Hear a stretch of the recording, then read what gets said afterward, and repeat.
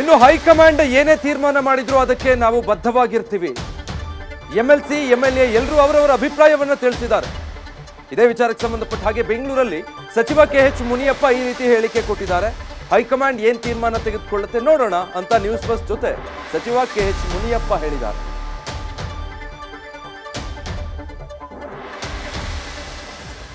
KH Muniyappa ಅವರು ಇದ್ದಾರೆ sir. ಒಂದು ಟಿಕೆಟ್ ವಿಚಾರವಾಗಿ ಇಷ್ಟೊಂದು ರಣಾಂಗಣ ಅವಶ್ಯಕತೆ ಇತ್ತ ಅಂತ ಅದು ಅವ್ರನ್ನ ಕೇಳಿ. ನಾನು ರಣಾಂಗಣ ಯಾರು ಮಾಡಿಲ್ಲ ರೀ, ಅವ್ರನ್ನ ಕೇಳಿ.